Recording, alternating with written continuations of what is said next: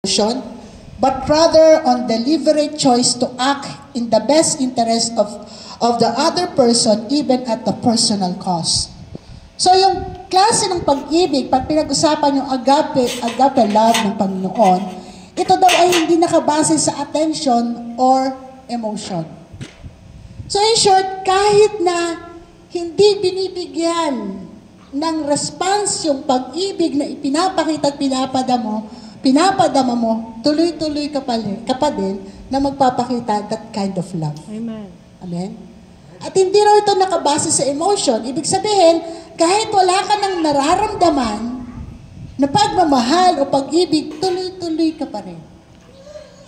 Nakukuha po ba natin? Amen. Yan. So again, sabi nito,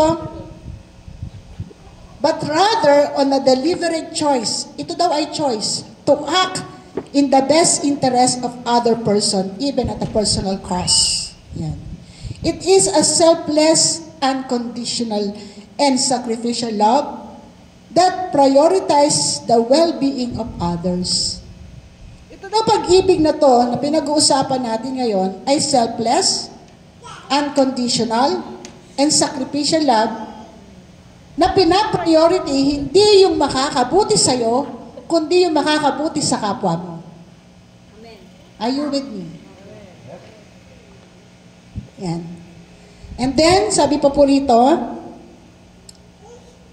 it's a love that intentionally desire another's highest good and is not contingent our receiving anything in return. Ito yung sinasabi ko kanina. Na ginagawa mo yung pag-ibig na yon hindi dahil sa nag-e-expect ka ng kapalit. Yung pag-ibig na yon na sinasabi dito, yung agape love, ginagawa mo yon kahit wala kang kapalit na matatanggap. Kaya nga, sabi kong ganon, meron akong kausap ng mga nakarang araw, the best opportunity, sabi ganon, huwag natin palalampasin yung opportunity to do good works to other. Tama? Okay? At yung opportunity na yon, hindi yon nakikita sa mga taong mababait sa atin. Yung opportunity na yon, hindi nakikita sa mga taong gusto natin yung kanilang ginagawa. Are you with me? Kasi yung agape love, lumalabas to doon sa mga tao na hindi kaibig-ibig. Are you with me? You cannot use agape love doon sa mga taong mabait sa'yo. Tama? Minamahal ka. Hindi mo magagamit yung agape love na yun doon sa mga tao na yung mga response sa'yo ay maganda. Ang agape love ay magagamit natin doon sa mga tao, ulitin kong hindi ka ibig-ibig. Kaya nga sabi ng Bible, di ba? Love your enemy. Pag sinampal ka sa kaliwa, ibigay mo yung kanan mo.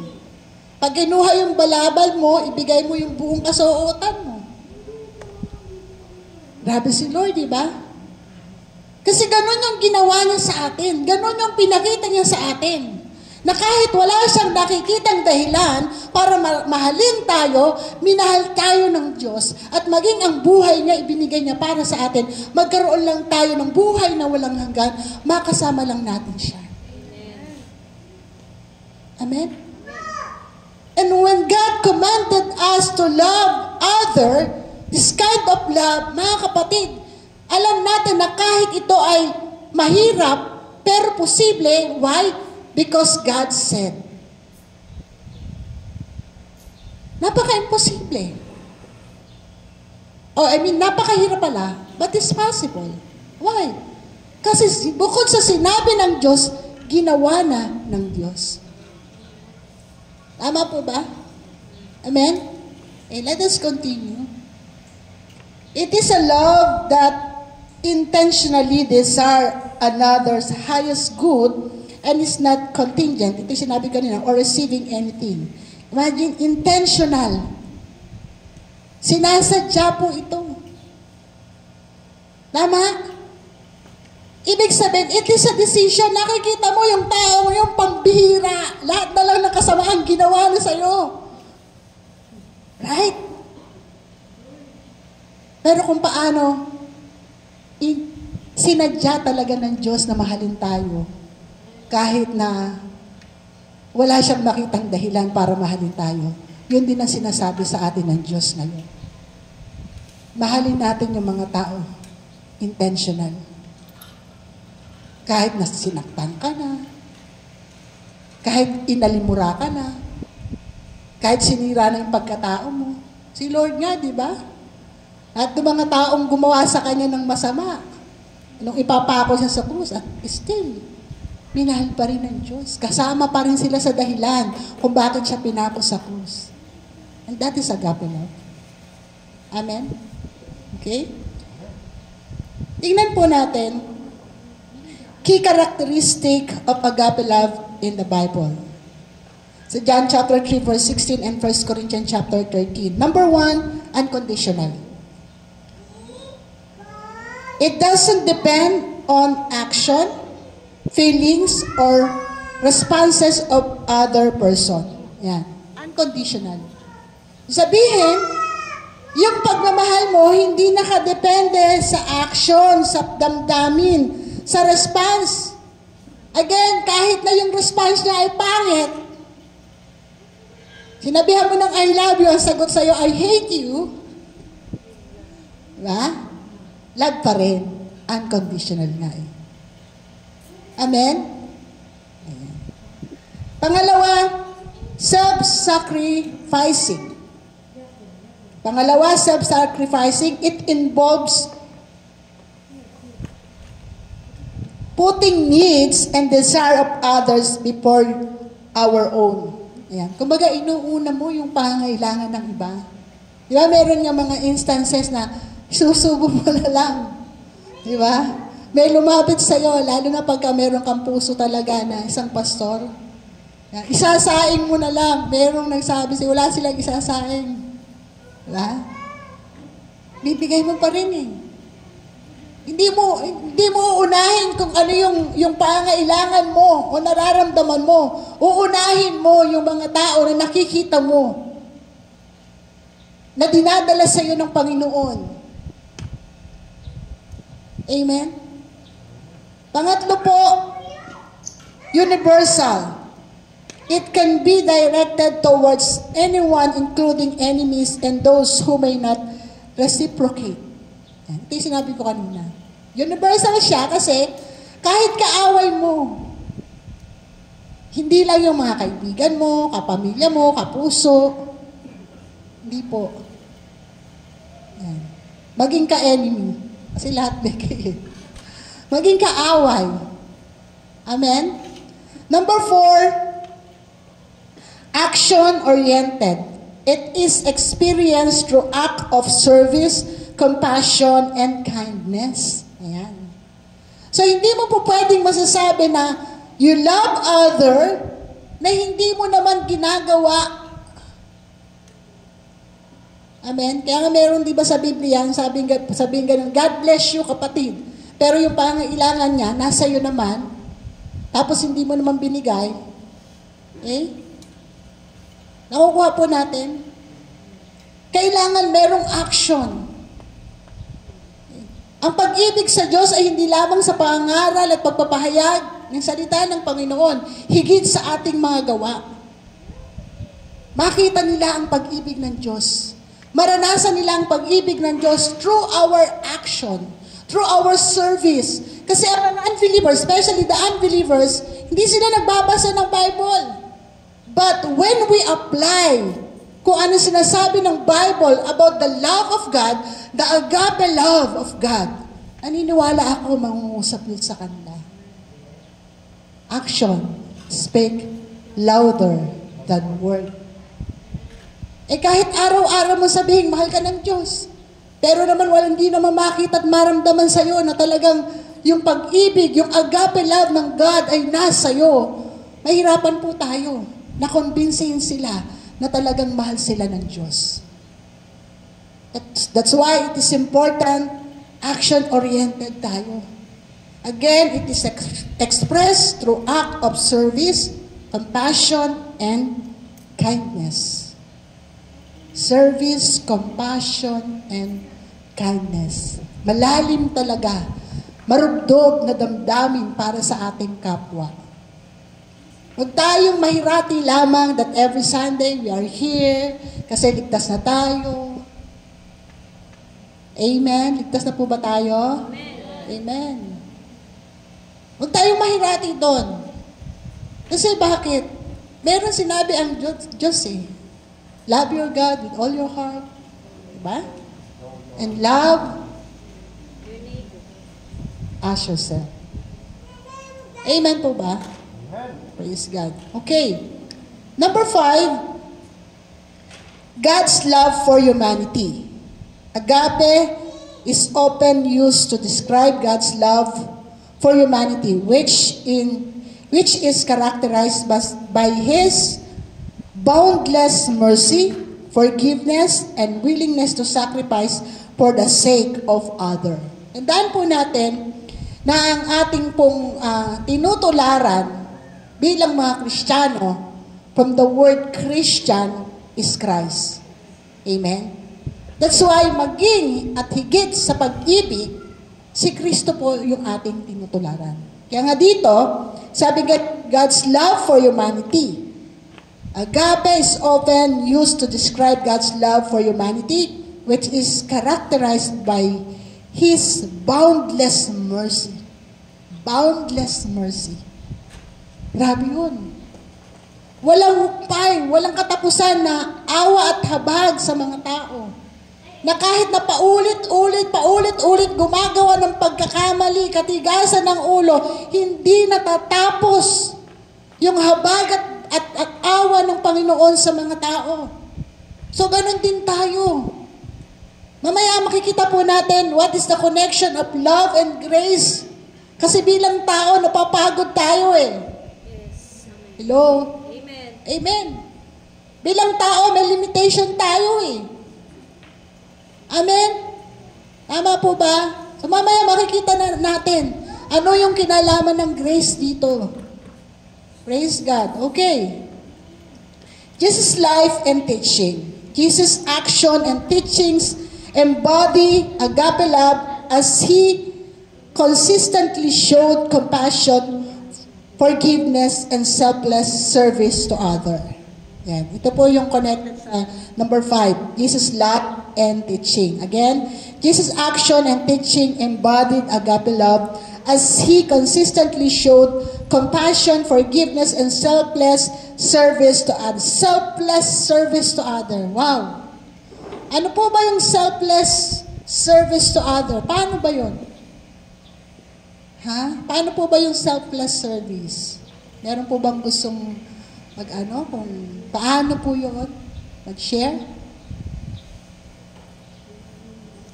Pag sinabing selfless, from the word selfless, alilimutan mo talaga yung sarili mo eh. Minsan pagod ka na, pero dahil alam mo may kailangan yung kapatid mo, mahal mo sa buhay, o yung ibang tao, tatayo ka pa rin eh. Di ba si Lord, nadala-dala niya yung cross? Ama, pagod na pagod ang Panginoon. Pero dahil nakapokus siya, yung pag-ibig na to kailangan maiparating ko sa tao, magpapatuloy pa rin. Magpapatuloy. Kakalimutan ko yung sarili ko. Ang sakit kaya nun. Ang dami kong pasa, ang dami kong bugbog, ang init-init. Tapos meron pa akong pasang-pasang krus. Tayo, may mga problema rin tayo, bawat isa. Pero dahil andun yung sinasabi ng Panginoon na siya mismo naging halimbawa, yung selfless dito na service, kahit may problema ka, andun pa rin yung puso mong tutulungan ko tong kapatid ko kahit may problema ako. Are you with me? Amen. Selfless. Anong oras na? Kumakatok. May nangangailangan. Alam niyo po, this is me. The way I understand the Bible, personally, the way akong nakipag-commune sa Lord, bilang pastor, wala pong madaling araw sa akin. Walang 12:00 sa akin. Lahat ng oras sa akin pare-pareho. When we talk about service, Are you with me?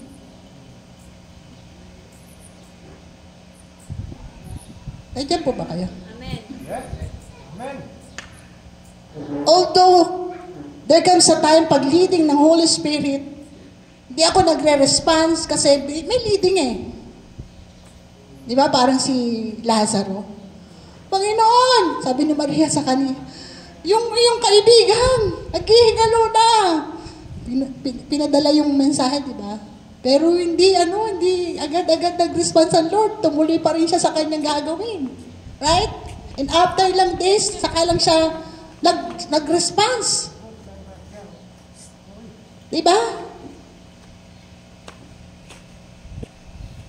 Pero nakita natin doon, na kahit na hindi siya nag-response agad, alam niya yung gagawin niya. He is in control. Hallelujah. Kahit patay na si Lazaro, nabuhay pa rin. Palakpakan nga po natin ng Lord. Amen? Selfless service. Sa bagay pa, natutunan ko to, it is again my personal conviction at the way kong naiintindihan, ako nakipag-commune sa Lord, sa Holy Spirit. Kapag mga lingkod ng Diyos, talagang yung service ko nandoon. Ako na po magdadalaw. Tuwan-tuwa ako pagka pinaglilingkuran ko yung mga pastor. Hindi ko po sinasabi para gawin niyo po ito sa amin palagi. Pero kung yun ang conviction niyo, praise God. Amen? Hallelujah. Selfless.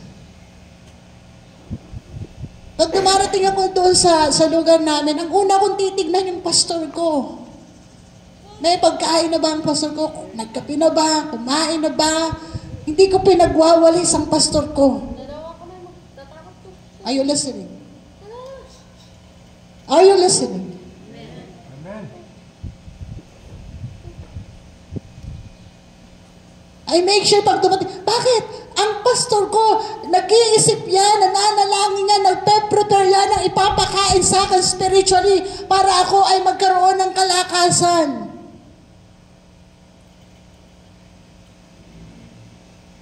A service to Him. Although hindi ako sinasabihan ng pastor ko, again, it is my conviction galing sa Holy Spirit. Ganun ko naintindihan. Pag dadating ang pastor ko sa church, I make sure malinis na. It's true. I started na magwalis, magpulot ng basura, mag-arrange. Doon ako tinuruan ng Panginoon. Selfless service. During that time, I am 25. Can you imagine me during that time, 25? Hello? Bakit ko sinasabi yun? Inalis ko yung arte ko sa katawan ko. Nagpupulot ako ng basura. Nagwawalis ako sa church. Kasi maarte po talaga ako dati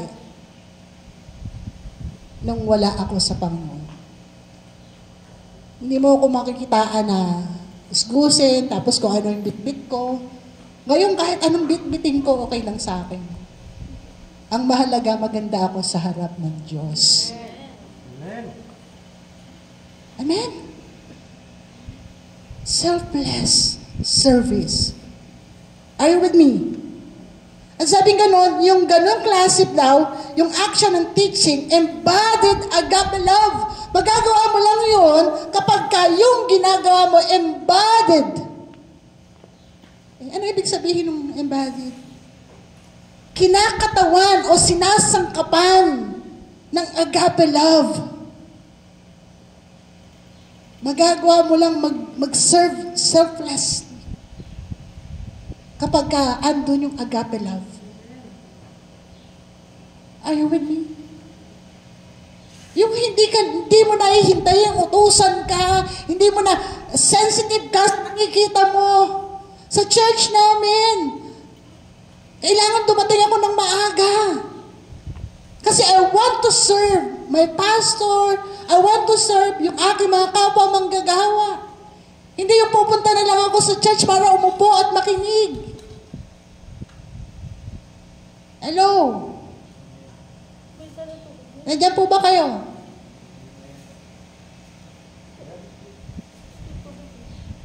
Agape love.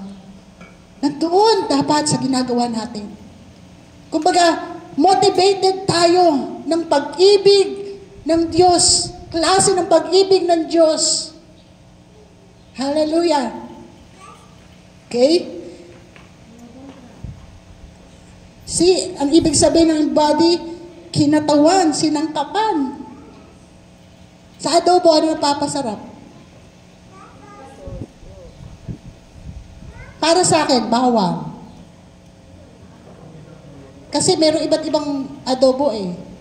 Merong adobong puti, adobo sa toyo, adobong dilaw. So kahit anong adobo yan, may bawang. Yung iba, walang toyo. Sino po yung gusto ng may toyo dito? Oh, wala akong toyo.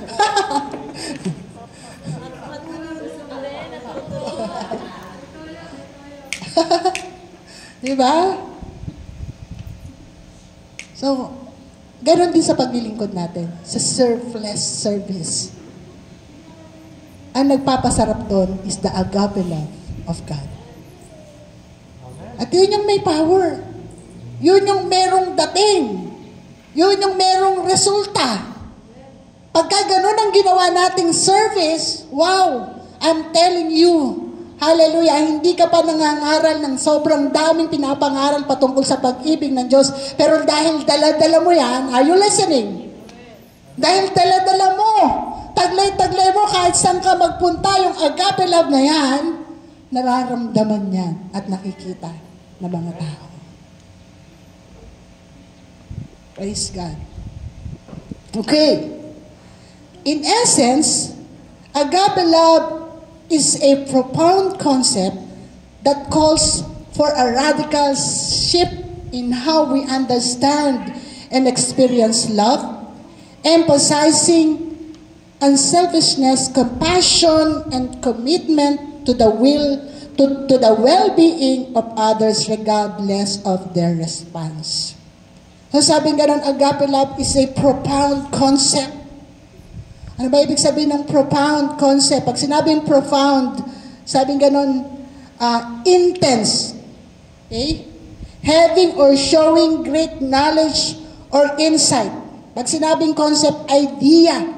Pagsamahin nyo yun, yung profound concept na yun, intense idea, plan, or intention, nagawin mo yun. Are you with me? Hindi yung lulungay-lungay-ngay tayo, lalamya-lamya tayo. I love you with the love of the Lord. Pero hindi naman nakikita sa iyo yung intense. Yung pagsasalita mo pa lamang, I love you with the love of the Lord. Wedding nga. Amen. Nandyan po ba tayo? Amen. Okay, at sabing ganun, a profound concept that calls for a radical shift. Radical shift. Ano yung radical shift? Sabing ganun, means a fundamental and significant change. A departure from the usual or traditional in a way that's very different and often transformative. So, ibig sabihin ng radical shift, yung talagang, yung nakasanayan mo, okay? Talagang andon yung intense na talagang babaguhin mo yan. Yung nakasanayan natin, mahal kita pagka okay ka sa akin. Mabait ako sa'yo pag mabait ka sa akin.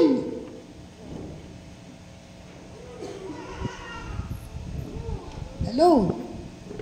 So kailangan, sabi ganun, tanggalin na yung dating nakasanayan natin at palitan natin yung pag-ibig na itinuturo ng salita ng Diyos, and that is agape love.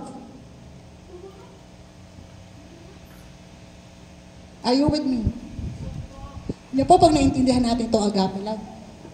Grabe, kahit meron tayong sobrang bigat na problema, you can smile. You look so beautiful. Amen? Smile. You look so wonderful. Amen. Kahit na alam na, di ba ito yung babae na no comment. Diba? Di ba ito yung kapitbahay ko na, bakit ganitong itsura nito? Saksakan ng ganda. For God's glory. Kaya nagre-react dito sa harap. Bakit pag pinag-usapan yung saksakan ng ganda, nagre-react kayo? Okay. So, let us continue. So again, radical shift. Kailangan magkaroon tayo ng ganun. Mula doon sa dati nating kaalaman at nakasanayan na klase ng pagmamahal, dapat talagang tanggalin na natin. Palitan na natin from the word radical. Talagang merong effort, merong intense, talagang may gagawin ka at talagang naiintindihan mo na kinakailangan mong palitan yung nakasanayan mo. Amen? Parang iba ay pumayag. Okay. Tingnan natin yung example. Dito tayo sa example. Lamentation chapter 3 verse 22 to 23. Sabi rito, because of the Lord's great love, we are not consumed, for His compassion never fail. They are new every morning. Great is your faithfulness. Yung word na, we are not consumed. Sinasabi po ni Prophet Jeremiah, the author of Lamentation.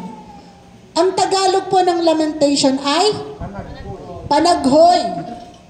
From the word itself, panaghoy, ibig sabihin, yung sitwasyon nila ay hindi maganda. Kailan po natin usually naririnig yung salitang panaghoy? Kapag may matinding, not just problem, matinding problema. Okay? Yung iba namatayan. Tama? So, ibig sabihin, yung kalalagayan ng mga Israelita, ng mga Juda, during this time, sa lamentation, ay talagang hindi madali. And sad to say, kaya ganun yung kanilang kalalagayan because of their disobedience to God. Okay? Mas pinili nila na maniwala sa ibang Diyos. Karoon sila ng mga iba't ibang Diyos-Diyosan, priority nila yung mga gusto nila, yung mga sarili nila. In short, talagang sinaktan nila ang damdamin ng ating Panginoon. At alam naman po natin na kapag meron tayong ginagawang hindi maganda, merong consequence. Right? At ito po yun. Sa panahon na sinusulat ang panaghoy o lamentation, ito yung panahon na dinadanas nila yung consequence ng kanilang mga kasalanan. Hello? Dinadanas nila yung resulta ng mga ginawa nilang pagsuway sa Diyos. And again, hindi simple. Why? Kasi yung consequence nila hindi rin simple eh. Nandiyan po ba kayo? At dumating sa punto na talagang wala na silang magawa. Talagang sadsad na sila. Sagad na yung sitwasyon na hirap na sila. Wala na natitirang lakas sa kanila. At wala na rin natitirang pag-asa sa kanila. Bakit? Dahil alam nilang tumalikod sila sa Diyos. Pero alam niyo po ba, papasok po rito yung agape love of God. Anong sabi dito? Because of the Lord's great love, we are not consumed. Which means, na kung tutuusin, durog na dapat sila. Wala na talaga dapat. Pero dahil merong great love ang Lord, hindi sila na-consume. Ibig sabihin, nandoon pa rin sila. Nakapagpasimula pa rin sila, unti-unting tumayo at makalakad dahil sa pag-ibig ng Diyos. O tayo, ganun din. May mga pagkakataon, sumusuway tayo. Intentionally, we commit sin. Personally, I experienced that. Alam niyo po ba, ito ay isang message sa akin ng Lord. During the time na nagkasala ako, nag-commit ako ng kasalanan. And because of that, I need to step down as pastor. Pero alam niyo po ba, kahit po nag-step down ako as pastor, hindi po nawala ang pagiging anak ko ng Diyos. Ang pagiging anak ako ng Diyos. Sabi ng Lord sa akin, nung umiiyak ako, sabi ng Lord, anak, wala kang dapat i-prove sa akin para maranasan mo ang pag-ibig ko sa iyo. Kahit nagkasala ka, ang pag-ibig ko ay hindi magbabago. And because of that kind of love of God, unti-unti nakatayo ako, ni-restore ako ng Diyos dahil sa kanyang great love. Ganon din dito sa mga taga-Israelita and Judah sa lamentation. Are you with me? Ganon yung klase ng pag-ibig ng Diyos na kahit tayo'y nagkakamali, nagkakasala, again ha, yung pagkakasala nito, intentional to.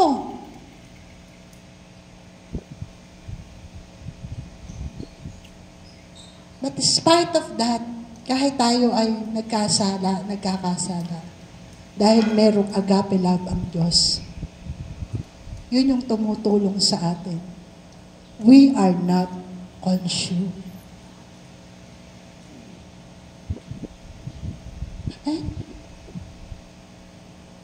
Napakasarap na maintindihan natin, ganun tayo kamahal ng Diyos. At ganun din yung klase ng pagmamahal na nais ng Diyos na ibigay natin sa kapwa natin, na kahit wala na tayong dahilan para ipakita at paramdam sa kanila ito, gagawin natin to. Dahil ito yung pag-ibig na tinanggap natin mula sa Diyos. Hindi mo magagawa yan kung wala ka ng ganitong klase ng pag-ibig na galing sa Diyos. Kasi ang kaya mo lang ibigay ay kung ano yung meron ka. Ayun. Sino po dito ang tumanggap ng agape love of God? Amen. Can you please raise your hand? Amen. So, ibig sabihin, meron ka, naglay mo yan. Naranasan mo yung kapangyarihan na yan. Ibig sabihin, ito yung gusto ng Panginoon sa atin. We need to share that kind of love. Di lamang sa mga kapwa-kapatiran, believer, higit sa mga unbeliever. Higit sa kaaway. Amen? Kasi doon mo lang naman talaga magagamit yan eh. Sa kapwa mo, kaibigan mo, katsokaran mo. Diba? Kachuba-chuchu mo, at kung ano-ano pang mga terminology dyan. Diba? Madali yung love you. Kapag ganyan-ganyan pa. Pero kapag ka, diba? Para sa, naku. Pero dahil meron ka na, tumanggap ka na ng agape love, kahit dahil hindi ka nais-nais. Amen! Pwede ba nating palakpakan ang ating Panginoon? Hallelujah! Praise be the name of the Lord. Okay, tingnan natin ngayon yung grace. Mamaya babalik tayo dito. Grace. Ayan. Grace sa Greek word ay charisma. Charismata. It signifies a free and undeserved gift of God, often referring to spiritual abilities or endowments. Okay? So, yun po ay undeserved gift. Undeserved favor of God. Pag sinabing undeserved, hindi ka karapat-dapat, pero tinanggap mo. Amen? Hindi ka karapat-dapat. Actually, wala ka nga sa linya. Pero dahil pinag-usapan ng grace, kahit wala ka sa linya, inilinya ka. Are you with me? Amen? Amen.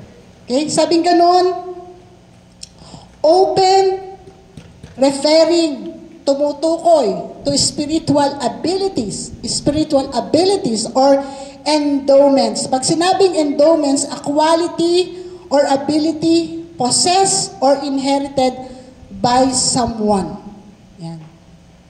Ang grace ay abilidad, kakayanan, kapangyarihan na tinanggap mo kahit hindi ka karapat-dapat. Kahit hindi mo hiningi.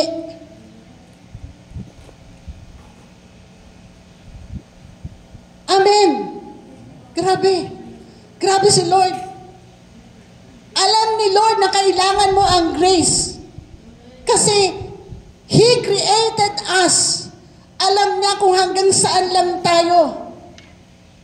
At dahil alam ng Diyos na kung hanggang saan lang ang kakayanan natin, meron siyang ibinigay para yung kakayanan na yan ay magkaroon ng extension upang makapagpatuloy tayo. Ability, power, strength. At ang maganda rito, sabing ganon, endowments, inherited by someone. Inherited. Alam naman natin inherited, di ba? Wala kang kahirap-hirap. Binigay sa'yo, pinamana sa'yo. Nilagay sa'yo. Ang gagawin mo, tatanggapin mo lang at i-apply mo. Actually, kahit hindi mo nga tinanggap automatic nilagay na sa'yo yan Are you with me? Hallelujah. Okay. Sabi ganun dito, pag pinag-usapan yung possess, influence, or controlled by something. So ano yon? Yung quality, yung characteristic, yung strength, yung capacity. Yun yung grace ng Lord na nasa atin. And also sa Hebrew, ang grace ay hen. Ang ibig sabihin, commonly translated as favor, which means acceptance and goodwill regardless of whether we've earned it. In other words, grace is undeserved favor. Grace cannot be earned. It is something freely given to us by God. Amen? Hallelujah. Undeserved favor. Grace is God acting in our life. Yung biyaya daw ng Diyos, God acting in our life. Hindi ikaw, hindi ako. Pag pinag-usapan ang grace, hindi ikaw ang gumagawa. Hindi ako ang gumagawa. It is God acting into your life, into your situation. And when we talk about God is acting, dahil grace ang pinag-uusapan, yung mga imposible, nagiging hallelujah. That is the grace of God.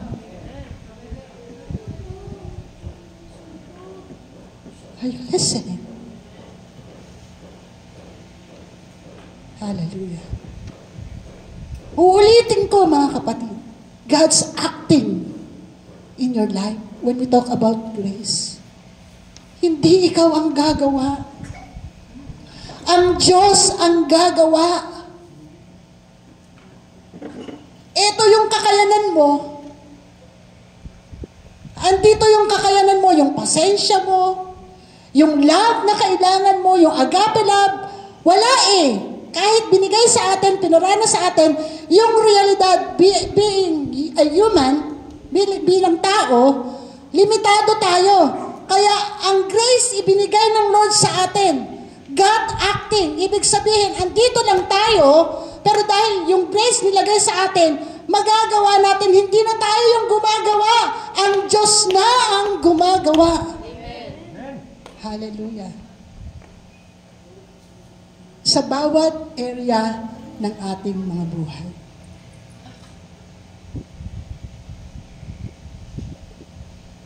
Sakit? Grace of God.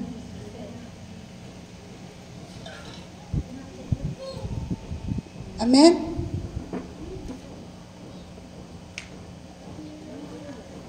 Emotion, financial, name it. Lahat sa buhay natin dahil lamang sa biyaya ng Diyos.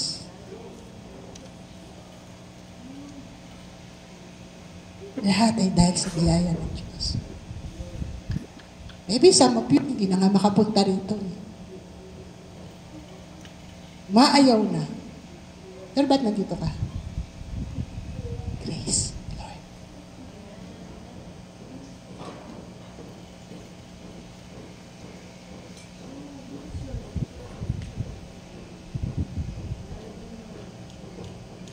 Maybe some of you, ayaw nang magpatuloy sa paglilingkod or nagdo-double-minded. Pero bakit nakakahakbang ka pa rin? Grace, Lord. Hindi na ikaw. Pero alam niyo po ba, pag nakita natin to, dumedepend ka na sa grace ni Lord. I'm telling you, doon magpapasimula yung kapangyarihan sa buhay mo. Why? Kasi inadmit mo na sa sarili mo eh. Lord, hindi ko to kaya. Minsan kaya hindi tayo makapagpatuloy kasi ang nakikita pa rin natin yung kakayanan natin. Kahit paulit-ulit sa biyaya ng Lord, naririnig natin.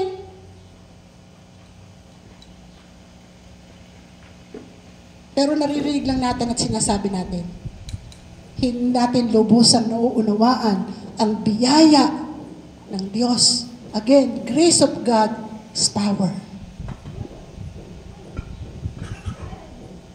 Are you listening? Kapangyarihan ng biyaya ng Diyos.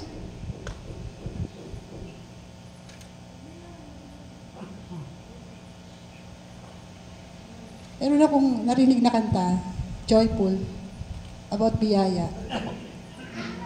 Nakalimutan ko na yung pero ang ganda, grabe. Ang pinakatot niya, dahil sa biyaya ng Diyos, nakakapagpuri. Sa biyaya ng Diyos, nabubuhay. Sa biyaya ng Diyos, nakakapagpatuloy. Totoo yun. Iba yun yung pagpupuri sa Diyos. Biyaya yan. Pero ano po ba, again, kapag dumipende tayo sa biyaya ng Diyos, doon mo magagawa yung totoong pagpupuri sa ating Panginoon.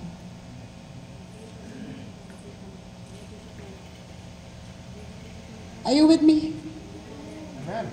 Hallelujah. Let us continue. Grace is God acting in our life. God's grace to us is His power for living an effective and glorious life today. Ulitin ko po. God's grace to us is His power for living an effective and glorious life today. Magiging effective tayong makakapamuhay at glorious living, ibig sabihin nakakapag-glorify sa ating Diyos kapag tayo ay dumidepende sa biyaya ng ating Panginoon. Na kahit linggo-linggo nandito tayo, kahit very active tayo, bakit ganun? Parang hindi epektibo. Kasi ang ginagamit mo pa rin, yung lakas mo, yung ability mo, yung kakayanan mo. But one should depend sa grace ng Lord. Ito yung kapangyarihan na siyang bumabago sa sitwasyon at sa buhay ng mga tao. Kahit sa sarili natin. Alam niyo po, personally, hindi madali ang sitwasyon ng buhay ko ngayon. Kung alam niyo lang, Pero dahil sa biyaya ng Lord, andun yung joy, andun yung peace. Grabe. Yung grateful heart nandoon. Na kahit nandun ka sa gitna ng chaos, ng sitwasyon na hindi maganda, grateful ka pa rin. Hindi ka mareklamo. Katulad ng mga Israelita na hindi nakarating sa lupang pangako. Reklamador. Naniniwala po ba kayong walang reklamador? Paano ba? Ang mga reklamador ay hindi makakapasok sa kaharian ng Diyos. Kasi ang pagreklamo ay kontra sa pananampalataya. Kaya ka nagreklamo, wala kang pananampalataya. Are you with me? Hindi, meron maliit. Oh, sabi ng Bible, kahit kasi liit nga eh. It can move mountain.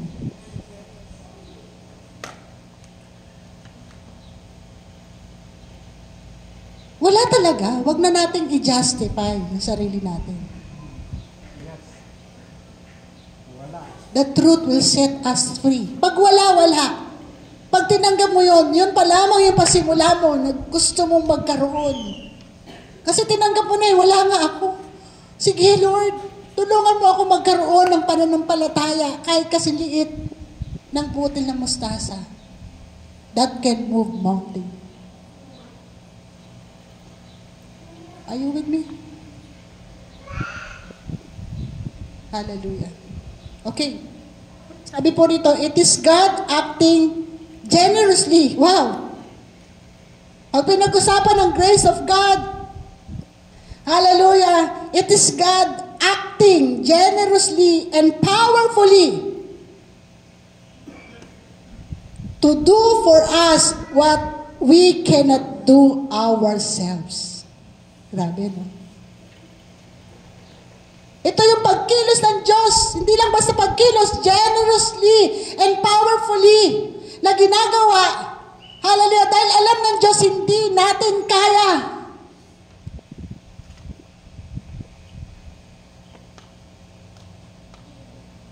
Purihin ang Panginoon. At ang example natin dito, 2 Corinthians chapter 12, verse 9. Ito yung panahon ni Apostol Pablo, na 3 beses siyang nanalangin, natanggalin sa kanya yung tinik, yung weakness niya. Hindi sinabi specifically kung ito'y physical, mental. Walang sinabi sa Bible. Pero inamin niya, nandun din pananalangin niya, natanggalin yung weakness na yon sa kanya. Sabi dito sa 2 Corinthians chapter 12 verse 9, ang sagot sa kanya ng Panginoon, nung 3 beses siya nanalangin at 3 beses din siyang hindi ibinigay ng Diyos sa kanya yung kanyang hinihingi. Ito yung sagot ng Diyos sa kanya. My grace is sufficient for you, for my power is made perfect in weakness. Take note, ha? Humihingi siya sa Lord na tanggalin yung weakness niya. Wag po tayong maliligaw, ha? Weakness, not sin. Magkaiba ang weakness at saka sin. Yung weakness, talagang nasa atin yon bilang tao. We're not perfect. Right? Amen. Sa atin yon. Iba't iba yung weakness natin. Tama po ba? Amen. Okay, let's continue. Sabi nga nun, yung weakness daw na yan, sabi nga nun, my grace is sufficient for you, for my power is made perfect in weakness.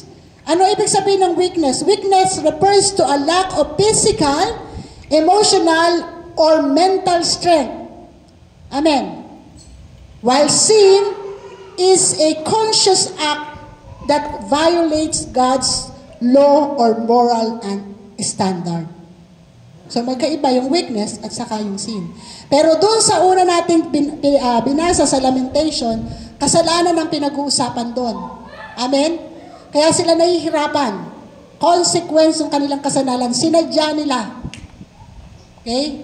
Yung great love of God, the agape love, yun yung tumulong sa kanila para makatayo, makapagpatuloy at bumalik sa presensya ng ating Diyos. Sa alignment sa ating Panginoon. Yung pag-ibig ng Diyos. Amen. So dito naman, kay Pablo, kaya niya hinihingi ito para mas lalo siyang maging epektibo sa kanyang paglilingkod. Pero hindi siya tinugon ng Panginoon. Pinanatili ng Lord sa kanya yung weakness na yon. Ano man yung weakness na yon. At again, it is not sin. It is weakness. Amen? Hindi tinanggal sa kanya ng Panginoon. Pero ang sabi sa kanya ng Panginoon, yung biyaya ko sapat sa iyo, sa kahinaan mo. Are you listening? Kaya sa bawat kahinaan natin, katulad ni Moses, hindi po ako makapagsalita eh. Bulol ako eh. Amen? Alam niyo po ba, nung kabataan ko, hindi po ako nakakatayo sa harapan. Amen? Mahihain po ako noon. Hindi lang po halata. Pero dahil merong biyaya ang Diyos, nakakatayo ako at nakakapagsalita. Weakness ko yun dati eh. Yung magsalita sa harapan. And nandito ako ngayon, hindi dahil sa ako, kundi dahil sa biyaya ng Diyos. Amen? So let us continue, sabing ganon. Hallelujah. Weakness is a condition of rarity of being human and often requires grace and support. Ayun. And often requires grace and support. So yun eh, yung weakness, talagang nasa atin yun eh. Okay? Na yung weakness na yun, ma-overcome lang natin dahil sa biyaya ng Diyos. Amen.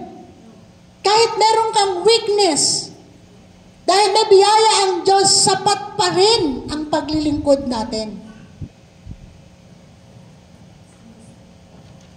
May edad na ako eh. Bata pa ako eh. Hindi naman yung edad mo, hindi naman yung, amen, yung biyaya ng Diyos ang gagamitin natin kapag naglilingkod.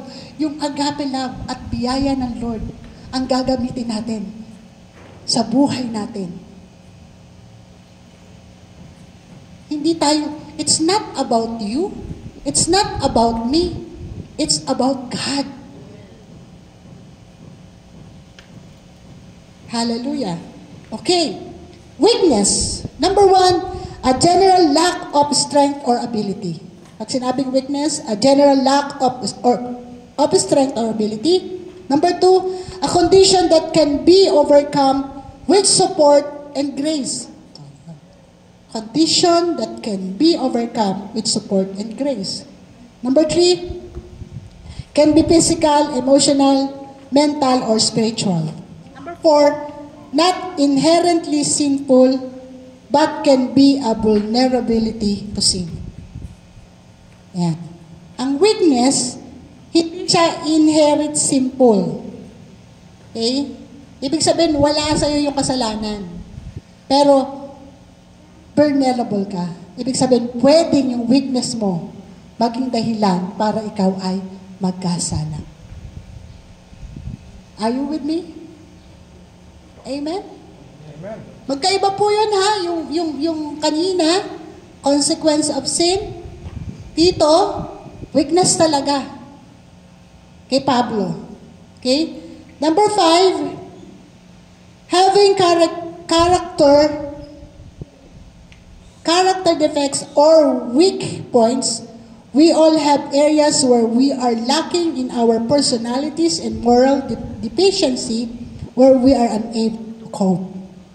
So lahat po tayo, meron talagang kakulangan.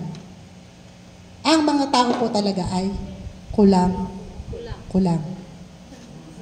Amen. Pero dahil merong Diyos na merong agape lang, yung kulang-kulang na tayo naging kumpleto. Kaya di ba natin palakpakan ng Panginoon? Yung pong palakpak na para sa Diyos. Amen. Hallelujah. Lalakad tayo ng may kapangyarihan, yung agape love. Hallelujah. Hindi natin kayang gawin yung agape love eh, right? Kahit naranasan natin yon. Pero sinuplayan ng kapangyarihan, ng biyaya ng Diyos para yung agape love magawa natin. Kahit hindi ka mahal-mahal, kaya nating mahalin. Parang yung iba ayaw pumayag. Amen! Kahit yung hindi ka mahal-mahal, kaya nating mahalin. Sa biyaya ng Diyos. Kasi kulang talaga tayo eh. Pero kinumpleto tayo ng Diyos. Nilagyan niya tayo ng biyaya. Para kahit napakahirap. Kahit napaka-imposible. Pag pumasok ang biyaya ng Diyos, nagiging posible. Isa pa pong buhay na palakpak sa Panginoon. Hallelujah! To God be the glory. Purihin po ang Panginoon. At ngayon po, tayo po ay saglit na mananalangin sa Panginoon. Hallelujah.